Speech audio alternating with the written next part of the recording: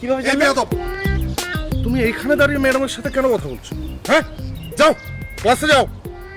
জি sir, যাচ্ছি। কিন্তু যাওয়ার আগে একটা কথা বলে যাই। ম্যাডাম, স্যার কিন্তু বিবাহিত, তার 2টা বাচ্চা আছে, যমজ। ইডিয়েট, আমি যে বিবাহিত, আমার যে 2টা বাচ্চা আছে, সেটা ম্যাডামকে কেন বলার দরকার? হ্যাঁ, ম্যাডামকে আগে থেকে বলে রাখলাম যাতে আপনি ম্যাডামের সাথে অবিবাহিত বলে টাঙ্কি না মারতে পারেন। কত বড় সাহস! আমি সুজানা ম্যাডামের সাথে টাঙ্কি মারবো, এটা তোমার মাথায় আসলো কিভাবে? মাথায় আসা কি আছে? আপনি তো কয়েকদিন আগে ইংলিশ ম্যাডামের সাথে অবিবাহিত বলে টাঙ্কি মারছেন, তারপর সবার কাছে ধরা খাইছেন, একটা নাজেহাল অবস্থায় পড়ছিলেন, ভুলে গেছেন?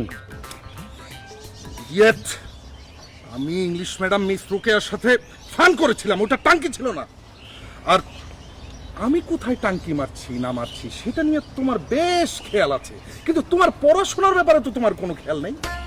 10টা বছর এই ক্যাম্পাসে পড়ে আছো, আর কতটা বছর যে থাকবা সে ব্যাপারে আল্লাহই জানে। আর শোনো, একটা কথা বলি, আমাদের সবাইকে তুমি আল্লাহর ওয়াস্তে একটু মাফ করো। হ্যাঁ, একটু পড়াশোনা করে কোনো মতে পরীক্ষায় পাশ করে ক্যাম্পাস থেকে বেরিয়ে যাও। যাও। এখন কোথায় যাবো? এখন কি পরীক্ষা? আরে বাবা, এখন ক্লাসে যাবা। ও, তাহলে কিন্তু আমার বন্ধু কিন্তু ভাবি বলবে। আপনি যান প্লিজ। আসসালামু আলাইকুম।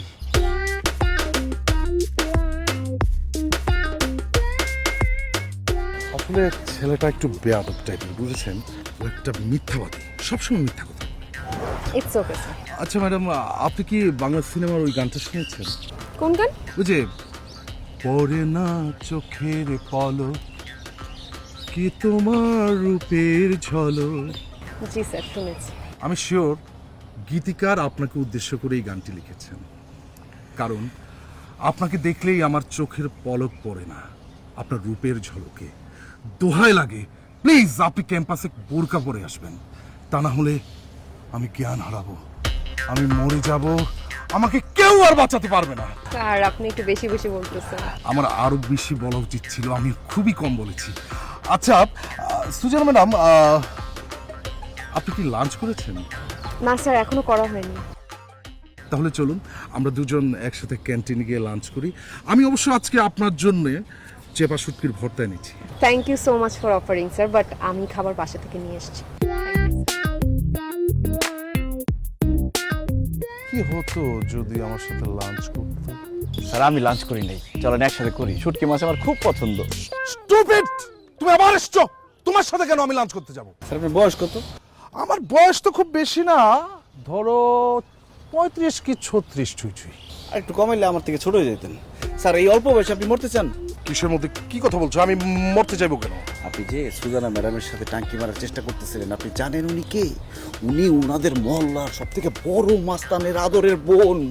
উনার ভাই এতই ডেঞ্জারাস যে তার বোনের সাথে টাঙ্কি মারার চেষ্টা করে, কথা বলার চেষ্টা করে, সে আস্তে করে তার চোখ খুলে ফেলে এবং টাঙ্কি মারার চেষ্টা করলে সেই চোখ নিয়ে টাঙ্কির ভিতরে পানিতে ভাসায় রাখে।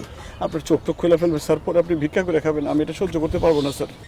আমি তো জানতামই না সুজানা ম্যাডামের বড় ভাই এত বড় গুন্ডা। আমি তো অনেক বড় মিস্টেক করে ফেলছি। আমি এখন কি করব? আপনি সুজানা ম্যাডামকে এখন থেকে বোন বোন বলবেন। না, বোন বোন বললে হবে না, আপনি মা বলবেন, সব থেকে ভালো হবে। তখন আপনি যদি মায়ের নজরে দেখেন, সুজানা ম্যাডামের ভাই আপনাকে সুনজরে দেখবে। ঠিক আছে, আমি সুজানা ম্যাডামকে মা ডাকার চেষ্টা করব। না, মা না, বোনটা কি?